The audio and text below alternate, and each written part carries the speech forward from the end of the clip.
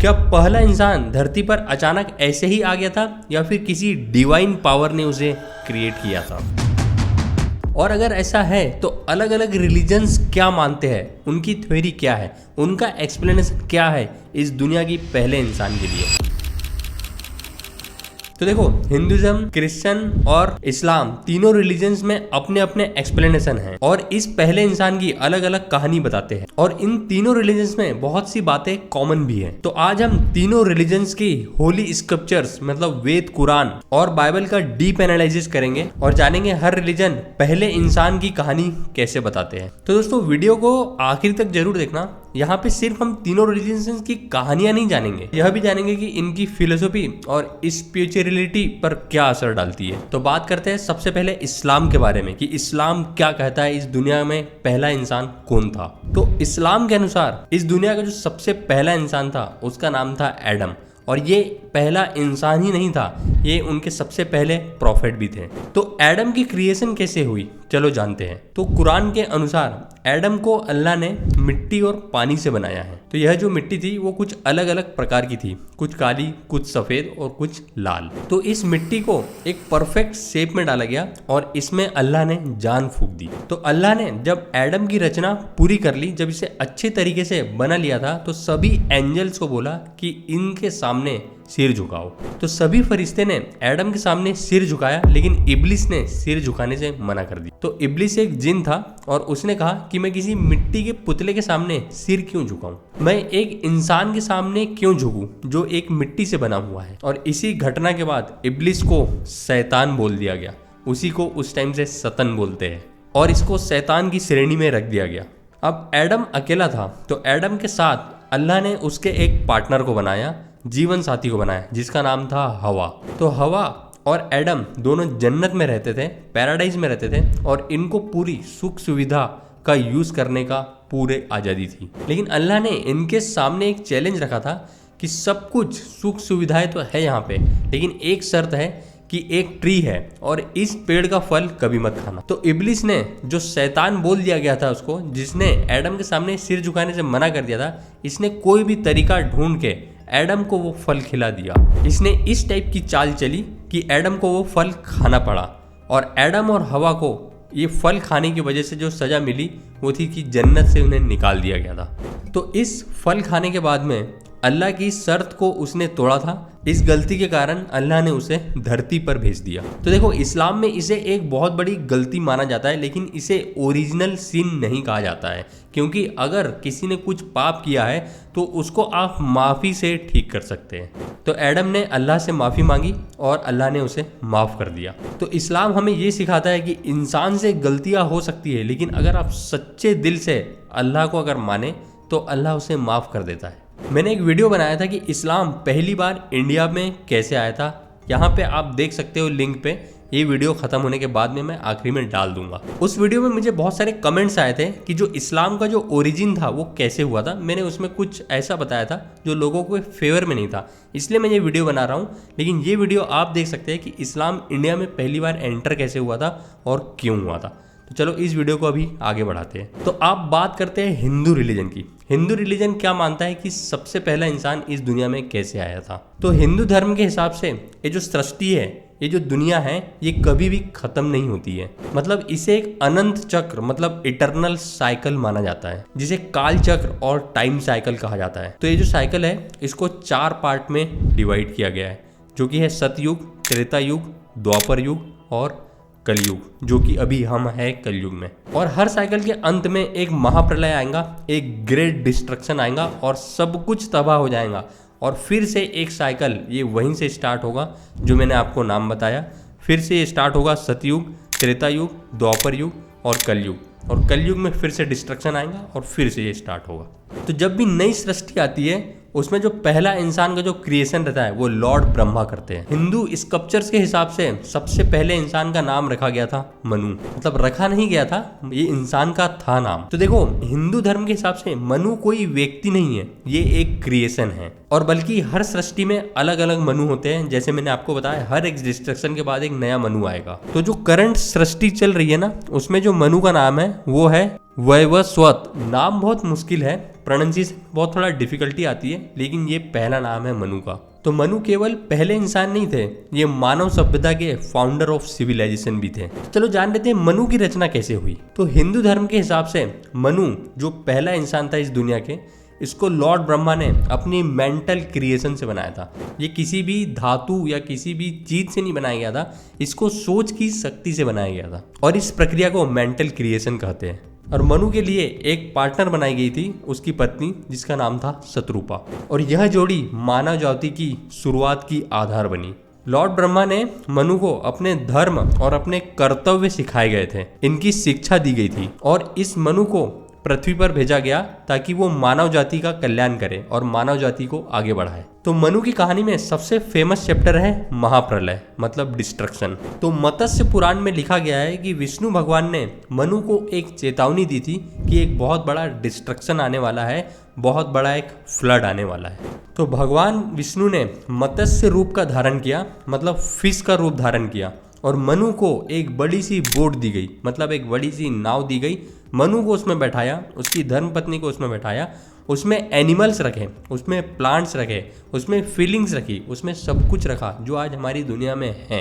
और इस मनु को अपने मत्स्य अवतार, मतलब फिश के अवतार से विष्णु भगवान ने खुद इस नाव को खींचा और धरती तक के छोड़ के ले गया है। और ये बोला गया ये सब कुछ तुम्हारी जीवन की जो सामग्री है, सब कुछ तुम्हारे नाव में है, अब तुमको इस धरती की शुरुआत करनी है। मनु व उसकी पत्नी को सुरक्षित स्थान पर पहुंचाया और फाइनली वो अपनी जो ह्यूमन सिविलाइजेशन है वो स्टार्ट की पृथ्वी पर। तो मनु की कहानी सिर्फ एक हिस्टोरिकल अकाउंट नहीं है, बल्कि यह धर्म, कर्तव्य और महत्व की कहानी है। तो मनु ने दिखाया कि आपत्ति कैसी भी हो, कैसी भी सिचुएशन हो, लेकिन अगर भगवान पे विश्वास हो और अगर हार्डवर्क हो तो कोई भी चुनौती को हल किया जा सकता है। इसका जो विश्वास था भगवान पे वो इटरनल था, इसलिए भगवान ने फाइनली इनकी मदद की और इनको पृथ्वी पे भेजा। अब जान लेते हैं तीसरे नंबर पे क्रिश्चियनिटी क्या कहता है कि इस दुनिया का सबसे पहला इंसान कौन है। देखो, क्रिश्चियनिटी के हिसाब से भी इस दुनिया का जो सबसे पहला इंसान था वो है एडम। तो इसमें बोला जाता है कि गॉड ने एडम को बनाया डस्ट ऑफ अर्थ से और इसमें अपनी जान फूंक दी और एडम को एक ब्यूटीफुल जगह रखा गया था जिसको बोला जाता है गार्डन ऑफ ईडन। बाद में गॉड ने एडम का अकेलापन देखते हुए उसकी एक पार्टनर का क्रिएशन किया। जो उसका पार्टनर का क्रिएशन था उसकी रिब्स से था, उसकी रिब्स की जो हड्डी थी उससे उसका पार्टनर का क्रिएशन किया और उसके पार्टनर का नाम था ईव। तो एडम और ईव को भी पूरी आज़ादी थी सब कुछ सुख सुविधाएं लेने की गार्डन ऑफ ईडन में, लेकिन वही एक शर्त थी जो कि इस्लाम में थी कि एक जो ट्री है उसका फल नहीं खाना है तुमका, इस पेड़ का फल कभी नहीं खाना, बाकी सब कुछ तुम कर सकते हो।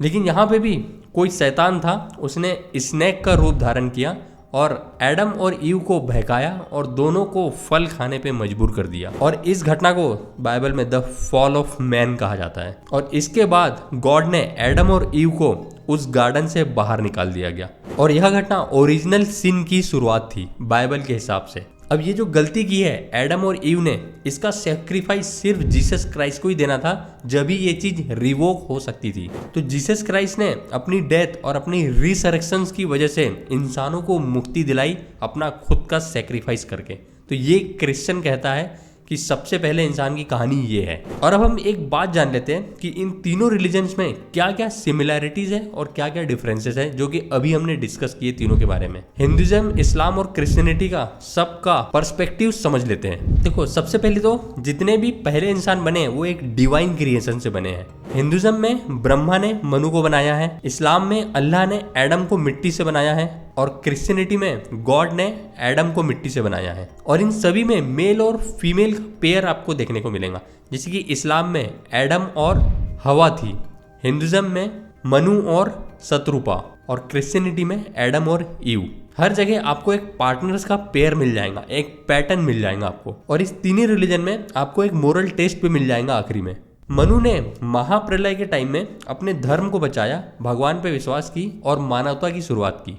एडम और हवा ने उस वृक्ष का फल खाके उसका नियम तोड़ा, लेकिन बाद में उसे अल्लाह ने माफ कर दिया। एडम और ईव ने भी उस पेड़ का फल खाया नियम तोड़ा, लेकिन जीसस क्राइस्ट ने सेक्रीफाइस किया। इसकी वजह से मानवता की शुरुआत हुई। अब इसके डिफरेंसेस क्या है, इन तीनों रिलीजन में हमने क्या डिफरेंस देखा? तो हिंदुइज्म क्या कहता है? हिंदुइज्म में जो सबसे पहला इंसान था इस दुनिया का, वो मेंटल क्रिएशन से था, मतलब दिमाग की शक्ति से बना था। और इस्लाम और क्रिश्चियनिटी कहता है कि जो इस दुनिया का सबसे पहला इंसान था वो मिट्टी से बनाया गया था।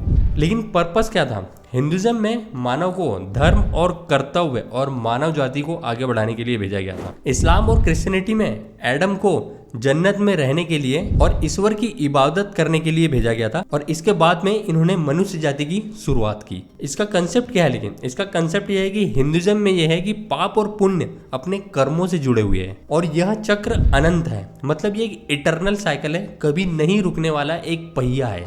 इस्लाम में ये जो गलती की थी इन्होंने इस पेड़ का फल खा के, ये एक टेम्पररी गलती थी। अगर आप सच्चे दिल से अल्लाह की इबादत करते हैं तो अल्लाह आपको माफ कर देगा, मतलब इसमें माफी से आप प्रायश्चित कर सकते हो। क्रिश्चियनिटी में ओरिजिनल सिन का मतलब है अगर आपने कोई पाप किया है तो जीसस क्राइस्ट को उसको सेक्रीफाइस करना पड़ेगा, वहां से फिर मानव जाति की शुरुआत होगी। तो तीनों रिलीजन में आपको एक पैटर्न देखने को मिलेगा, लगभग कहानी सेम है।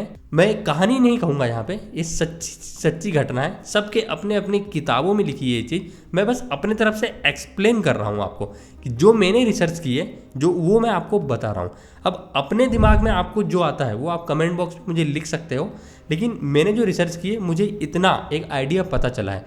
और देखो, मैं यहाँ पे किसी भी धर्म के खिलाफ नहीं हूँ, मुझे तो सभी धर्म एक जैसे लगते हैं, लेकिन बस मैं ये क्लियर अंडरस्टैंडिंग कर देना चाहता था कि सब धर्म का अपना अपना एक्सप्लेनेशन क्या है कि इस दुनिया में सबसे पहला इंसान आया कौन। आखिरकार मेरा जो वीडियो बनाने का पर्पस था वो एक एजुकेशनल पर्पस था, किसी को डिफेम करना या किसी को गलत बोलना नहीं था।